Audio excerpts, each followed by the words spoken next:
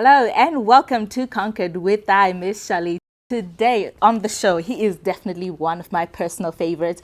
It's the big dog, DJ Fresh. Woof, woof. How you doing? I'm good. Welcome. I'm good. Thank you. Thank you very much. It's good to have you here. Good to be here. DJ Fresh, you are originally from Botswana. Oh, yes. Born and raised. Nice. What motivated you to move to South Africa? I guess just bigger, better pastures. I'd been DJing. I'd done radio, I think, for 2 years. Already I'd been DJing since I was 13. And it was just time for bigger, badder city.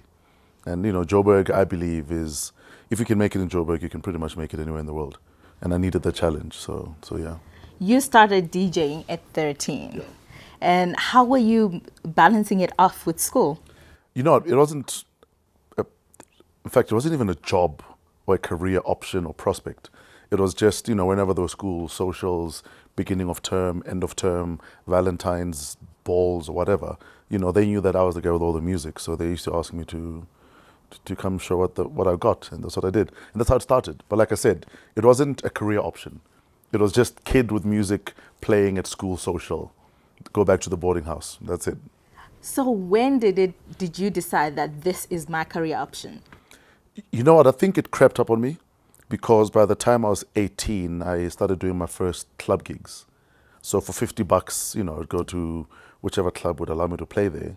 And that's how it started. And then still at age 18, I got my first radio gig.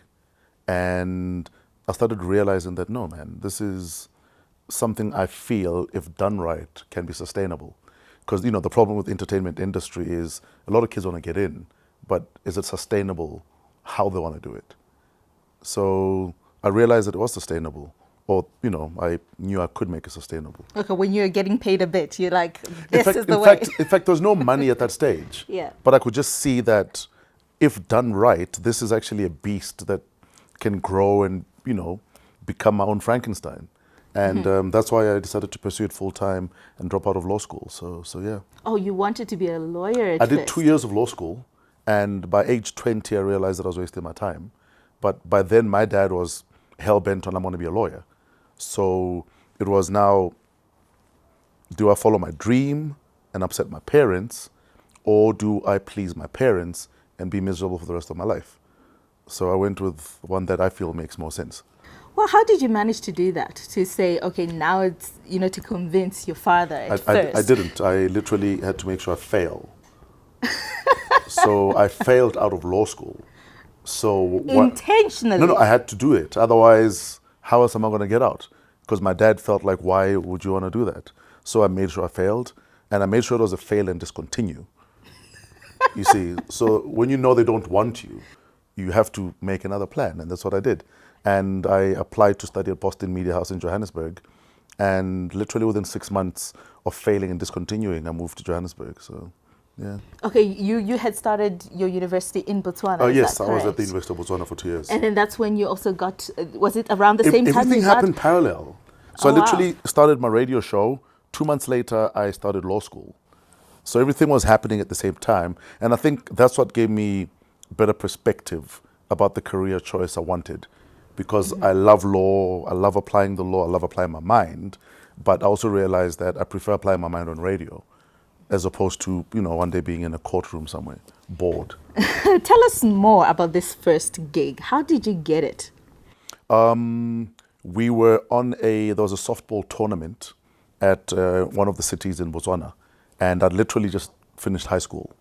And there's a club owner whose friend had a party. And a friend of mine was playing at this party, so I brought my music along, and I asked him if I could DJ alongside him. And every second song they played was a song I played. And every second song, this guy from this club kept coming to ask what this song is. So he said to me, listen, what are you doing tomorrow? Come play at my club. So that's how it started. Oh, wow. Yeah. And then when you moved to South Africa, tell us more about that specific move. Did you start looking at different radio stations? You know what? I wasn't even trying to get a radio gig at that stage. I just wanted to get into a college or university and study towards media. But I was doing little radio courses on the side. So as much as I was focusing on my journalism diploma, I was doing other little courses just to improve what I felt I knew about radio already, and maybe just put more knowledge behind it. But I was sending demo tapes out all the time. I think I was mailing literally 2 to 3 demo tapes every single week Wow. for 3 years. And you were hearing no's? I was generally, you'd never hear from them, eh? They in fact, I work in radio now, and go into any radio manager's office, you find a little box in the corner, and my tapes were probably in boxes in corners somewhere. And it's only when I went to audition for YFM in '97 that I was offered this job. So yeah. Oh, wow. So during those 3 years that you were sending out your CDs and you literally had nothing from these people, what kept you going on? The fact that I knew I can do it. So, the fact that you might not feel I'm ready for your radio station at that time was not going to get in the way of my feeling I had what it took to do a radio show in the first place. So, I did campus radio at Boston Media House, and I think that's what kept my radio flame burning. And then every school holiday, I'd go back to Bots, and I'd do a radio show there. So, I was still involved in radio, despite the fact that I was hustling to get all these gigs. So, yeah. What are the challenges that you would say you have faced into making that major break into the industry? The challenges a lot of the time are external, because as soon as you can take care of your internal challenges, which are sometimes self-doubt or doubt from family or just lack of motivation, if you can take care of those 3, I believe, the external challenges are easier to deal with, because at least that you know that you believe in yourself, you believe in what you do, you have a bit of family support, and you have a certain level of self-esteem. So I had to take care of all of those first. And after that, like I said, you just keep pushing. Eventually someone will open a door. After 3 years? Like I said, I was studying. So for me, the radio gig was not a priority at that stage, because I needed to just get this diploma so that it's done, and maybe my dad will leave me alone if I have a piece of paper for him. So again, I did it for you, Dad. Did he pay for that? He was happy with that? My mom convinced him to pay for my education, and she then pulled me to the side and said, you have to make this work, because you can't afford to, one, let yourself down and let us down, because already there was a bit of animosity between myself and my dad because I dropped out of law school. So. Oh, wow. And tell us more, when you did your audition for YFM, can you tell us more? How was that? The audition was actually fun, because I think YFM auditioned about 800 people in the period where they were looking for talent. And, I met familiar faces there, DJ Oskido, Kenny Maestri from 702. So the people I knew already who were auditioning with me. So that kind of made me feel more comfortable. And then just doing the live audition for me was, I knew I had to nail it. I knew I had to ace it, because this was the opportunity that for 3 years I'd been waiting for. So you said you met these people from 702. Was it during at Boston where you were going to certain events to make your network bigger? What? Networking has always been, very key in this industry. So for instance, someone like DJ Oskido, I knew already from when I was studying law.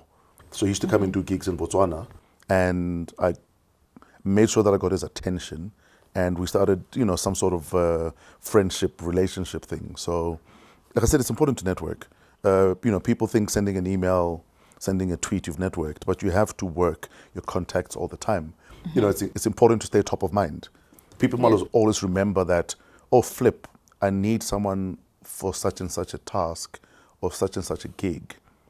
And you should always be the first name people think of if they need someone like you for something. And I made sure I was that guy. How did you do that? Like I said, you go to events, you always in the face. You make sure you interact with people without being too much in their faces, because you don't annoy people either. So kind of be present, but don't be in their faces. So like I said, I made sure I did that. So sometimes after lectures, I'd go to record shop and just listen to records that I couldn't afford to buy because I was a student. But I knew that's where all the big DJs went to buy their records. And like I said, eventually you become a familiar face, and conversations start, relationships start, and that's how you network. Yeah, what made you, or how did you manage to differentiate yourself to be able to build this big brand name you've got now? I think it's difficult to say I consciously tried to differentiate myself. But one thing I can tell you is hard work pays off, though. I always say hard work trumps talent any day if talent is not going to work hard. And that's always been my belief, that I don't care how talented you are. If I'm willing to work harder than you, I will get the job before you, because you're just sitting thinking your talent is going to do everything for you. So just work hard, know the right doors to knock on, and know when to stop knocking on certain doors and to maybe break the wall and create your own door. Just there's so many ways you can get into the industry without necessarily depending on other people. And I think we've become so dependent on someone else giving you a break, someone else pulling you up the ladder, that we've almost become too lazy to just, in a good old-fashioned way, work hard, hustle, just get the work done. Do the groundwork, everything else will happen, Yeah. And how do you manage, I'm sure as big, you're so big. Do you sometimes get negative feedbacks? You get negative feedback all the time. And how do you handle those? You deal with it, man. I see people sometimes get very emotional, sometimes even depressed at the negative feedback they get. I think you're delusional if you think everyone is going to like what you do. And I remember going to boarding school when I was 12 years old, and my dad reminded me that I was not try and please everybody, because I'll never be able to do that. And based on just that little talk we had when I was 12, I've always understood that even in a small environment like a boarding house, not everyone is going to be your friend. Not everyone is going to like you. Not everyone is going to like your opinion. But those that do are the ones you should focus on and service those people. So, that's what I've done in my career. You'll get negativity. Just don't dwell on it. You have to keep going. You lose your mind. Yeah. But how do you manage to stay relevant? The industry, you still get new people coming up, and it's important to,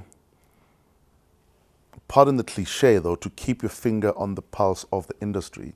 What are the new trends in the industry? Who is your target audience, for instance, if you're working in radio? Are you speaking directly to that target audience? Are you learning enough about your industry yourself such that you know what is cutting now, as opposed to, what was hot 20 years ago when I started in radio, for instance? Just little things like that. Read more. I read all the time. Because there's always innovations, new ideas, great ideas, not even just in radio, in everything around us. So I think, that's just part of what you have to do if you want to stay relevant. No. So do you think it's harder to get into the industry now than what it was back then? I think it will always be hard to get into the industry, but it's probably harder now because even more kids want to get into the industry. 20 years ago, more kids were going your traditional law school, medicine, teacher, engineer. But nowadays, so many kids want to get into the entertainment industry. And I don't think the industry has grown at the same rate at which kids that want to get into industry has grown. So now we have more kids all trying to beat down this door to get into the industry. And it's definitely harder now. But I believe it's harder to stay in the industry. It's like a relationship. It's like marriage. Yeah. Once the courtship is over, you have to keep it. You have to keep the flame going. People get in and then they start relaxing, thinking I've arrived now. And I think that's when the work starts, when you are inside. Because now there's 100,000 kids who want your job. 5 of them might even do the job better than you. So you have to work that much harder to keep that job. You have to work that much harder to be relevant, to stay relevant, and to I guess, prove your worth. And you're doing well, even not only in South Africa. We're talking around Africa. How have you managed to break through into these other African countries? Again, it's just hard work, hey? I didn't sit down and say, okay, now my 5-year plan starting from today is get into Africa. I think as you do work, your work eventually starts working or speaking for you. And your work starts being your CV. And as long as your CV is worth looking at, then you'll start getting gigs and jobs, in different countries. I mean, I've probably played in about 5 continents because of the work I do. So, like I said, just work hard and eventually your work will speak for you. Wow. It was really nice having you here. Oh, thank And, you. viewers, that was the big dog. And thank you for watching.